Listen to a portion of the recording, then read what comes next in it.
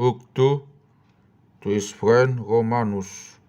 The public funeral of Verginius Rufus, the citizen of the highest eminence, greatest celebrity, and unequal blessed life, has after several years presented to the eyes of the Roman people a striking and also memorable display.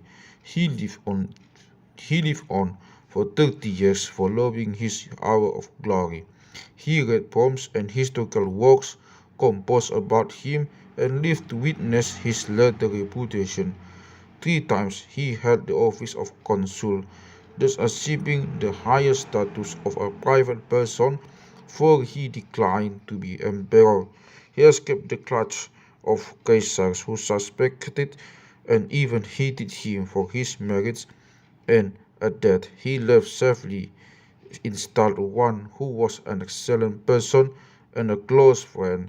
It was as if he had been held back for this very distinction of a public funeral.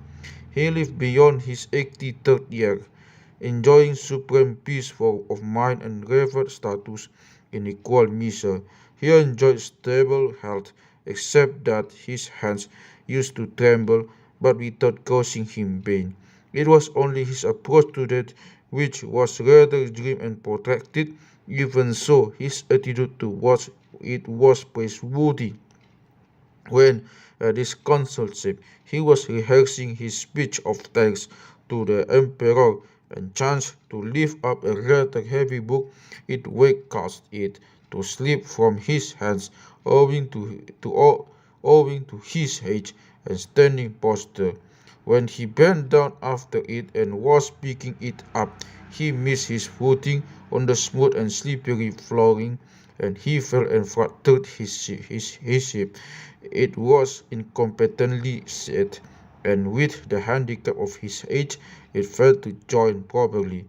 The funeral obsequies bestowed great distinction on the emperor, on our times, and on the forum and rostra. The panegyric was delivered by Cornelius Tacitus as consul, adding to the final touch to Verginius' happy lot, for Tacitus is the most eloquent of spokesmen.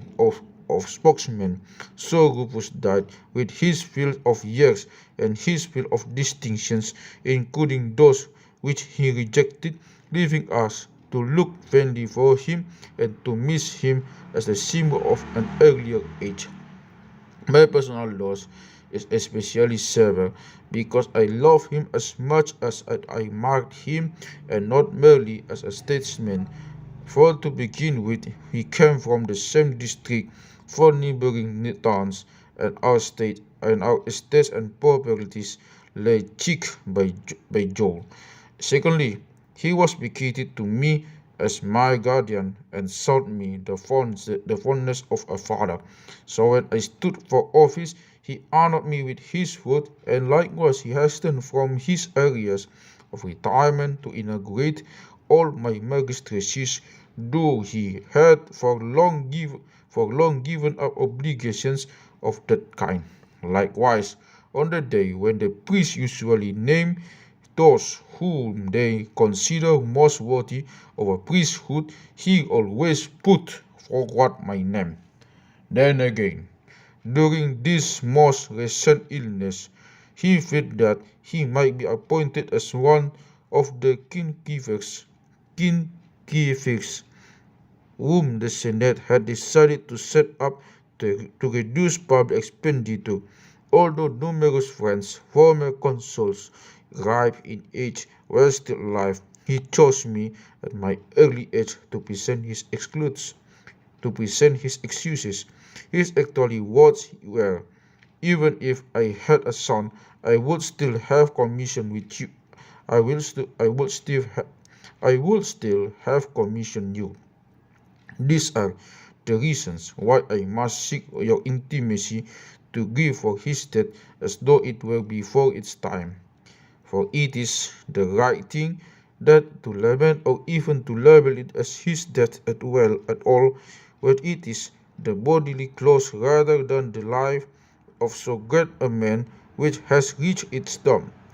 For he remains alive and will always remain alive, and his presence will continue to be felt even more widely in man's recollections and conversations, now that he has vanished from our sight.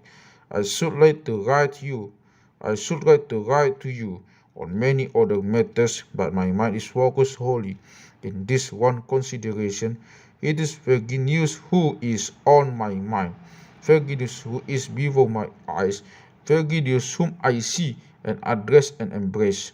His apparitions, his apparitions, though illusory at first, perhaps we shall have and already have fellow citizens equal in their merits, but not one equal in fair fame. Farewell.